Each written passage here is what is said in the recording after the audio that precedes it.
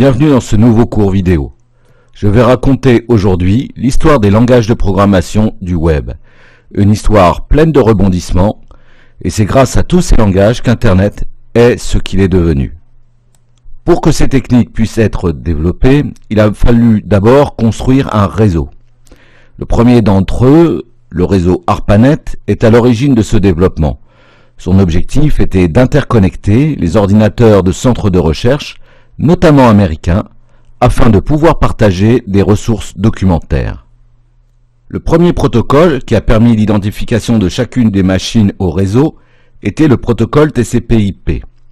C'est ensuite que vinrent les différents langages qui ont permis de transmettre de l'information, ainsi que les différents moyens qui permettent d'envoyer ou de recevoir cette information, par mail, sur des pages ou par des fichiers complets. Ce sont d'autres protocoles, des ports Internet, qui ont été développés pour ces besoins. Dans un premier temps, POP et SMTP, c'est-à-dire des protocoles de réception et d'envoi de courriel, puis FTP pour l'accès à des fichiers, et enfin HTTP pour la création, la réception ou la diffusion de pages sur le net. Le World Wide Web était né. Aujourd'hui, toute machine connectée à un réseau est identifiée formellement grâce au protocole IP en version 6 qui remplace IPv4. Le premier langage de programmation qui a permis l'échange de données entre machines est le SGML pour Standard Generalized Markup Language. C'est l'ancêtre de tous les langages à balises. Il a donné naissance au HTML et au XML. Le navigateur qui interprète ces langages affiche son contenu en fonction de ce qu'il écrit. On dit qu'il est sémantique. La principale caractéristique du langage HTML est de pouvoir définir des relations d'une page à l'autre grâce à des liens hypertextes. L'invention du HTML est donc aussi, d'une certaine façon, l'invention de l'interactivité qui est permise grâce à la fameuse balise A. Le langage HTML décrit les éléments par le nom des balises. Ainsi, une balise P contient un paragraphe avec du texte et des images. Une balise IMG contient une image. Une balise Table contient un tableau. Strong contient du texte en caractères gras, etc. C'est cette raison qui fait dire qu'HTML est un langage sémantique. Le nombre de ces éléments, balises et attributs, a augmenté au fur et à mesure de l'évolution des versions du langage HTML, et avec eux, l'évolution des pages qui pouvaient être visitées sur Internet.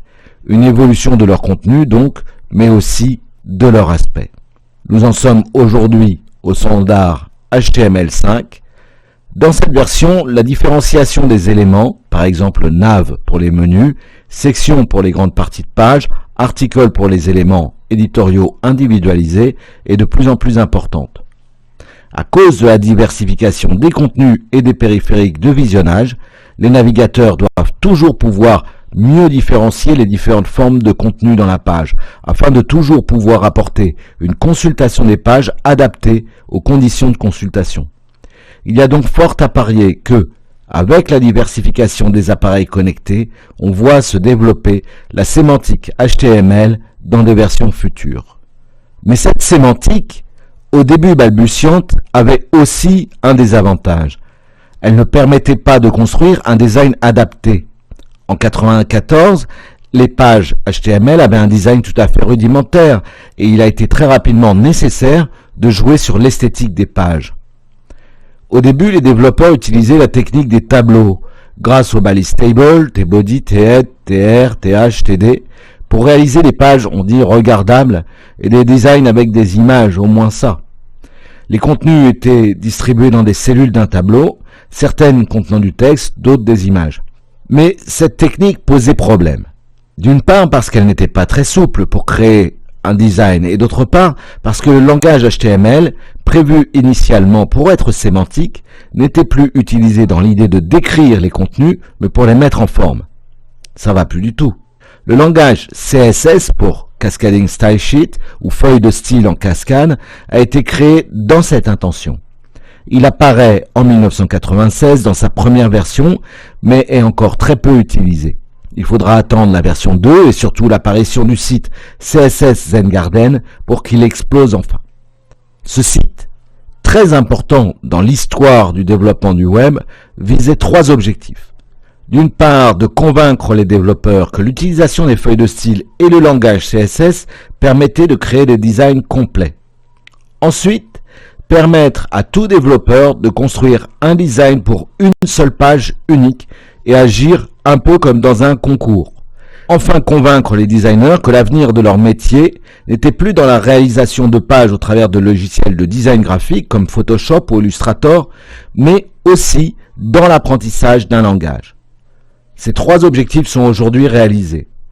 Le langage CSS est aujourd'hui utilisé dans tous les sites développés. Les designs se sont amplifiés, développés, diversifiés. Mais surtout, on a vu apparaître un nouveau profil professionnel, celui qu'on appelle couteau suisse. Ces nouveaux professionnels sont capables de développer des sites, de gérer des projets d'ampleur, de créer des designs opérationnels et de les développer directement pour des sites internet. Aujourd'hui, le design internet semble s'appauvrir, notamment avec l'arrivée de thèmes très simples qui sont certes ergonomiques pour l'utilisation des périphériques mobiles notamment, mais également très pauvres. Est-ce qu'il ne serait pas nécessaire qu'une nouvelle révolution, similaire à celle induite par CSS Zen Garden, ait lieu aujourd'hui? Durant la même période, une autre révolution est en marche, celle de JavaScript. Les pages programmées exclusivement en HTML sont statiques par essence. Elles ne proposent que très peu d'interactivité, uniquement par les liens hypertextes. Les seuls éléments animés sont les gifs et le survol de la souris qui est géré par le navigateur. Pour améliorer le confort lors de la consultation, apporter de l'animation aux pages, il fallait qu'elles contiennent elles-mêmes, incluses dans l'HTML, des programmes qui seraient interprétés par le navigateur. C'est le langage JavaScript qui a permis cette animation et cette interactivité. Inventé en 1995, donc tout à fait contemporain des débuts du web, le JavaScript a pour caractéristique d'avoir une écriture dite pointée. Elle est orientée prototype, c'est-à-dire qui produit des objets prototypes qui peuvent être réutilisés pour des besoins particuliers. Au début d'Internet, Netscape, un des premiers navigateurs, était le seul à pouvoir lire JavaScript. Microsoft créa ensuite JScript, qui est lu uniquement par Internet Explorer. Une compétition féroce entre ces deux langages a pris de l'ampleur, et elle ne s'est réglée que bien après. Cette concurrence a eu pour effet de ralentir le développement de l'interactivité dans les pages Internet, puisque les programmeurs devaient développer 2 programmes JavaScript ou JScript similaires mais pas identiques pour chacun des navigateurs. Durant la même période, le développement du CSS permettait d'améliorer le design des pages et donc de les animer. Le Document Object Model de JavaScript a pu s'étendre.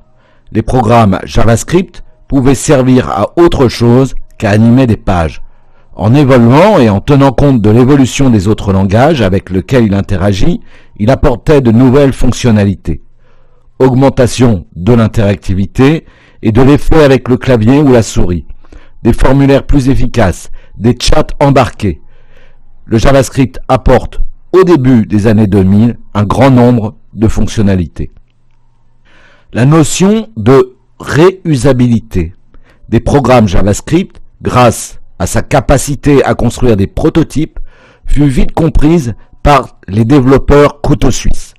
Plutôt de réinventer constamment la roue, les utilisateurs de JavaScript réadaptent les scripts qu'ils copient directement dans les pages pour leurs propres besoins. Ainsi, ces nouvelles fonctionnalités pouvaient être appliquées rapidement sur n'importe quel site. Cette pratique s'est développée et amplifiée. La mise en commun de tous ces scripts, et plus globalement de projets de programmation, est faite grâce à des plateformes de partage. Aujourd'hui, elles ont pour nom SourceForge ou GitHub. Les programmeurs informatiques développent de nouveaux projets et programmes, les partagent grâce aux plateformes. Les caractéristiques open source de ces projets permettent de multiplier le nombre d'intervenants dans les projets et de les rendre plus performants pour peu qu'ils aient une véritable utilité pour la communauté. les développeurs et designers web ont, grâce à ces plateformes, accès à un grand nombre de ressources.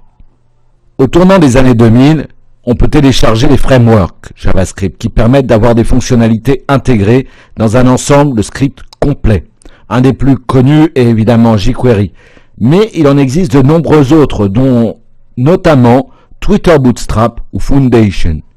Ces derniers ont notamment permis d'accélérer l'intégration du responsive design dans les nouveaux sites, car le JavaScript peut également servir à détecter sur quel appareil le site est diffusé et de permettre, associé à une structure HTML et des feuilles de style adaptées, un rendu en conséquence.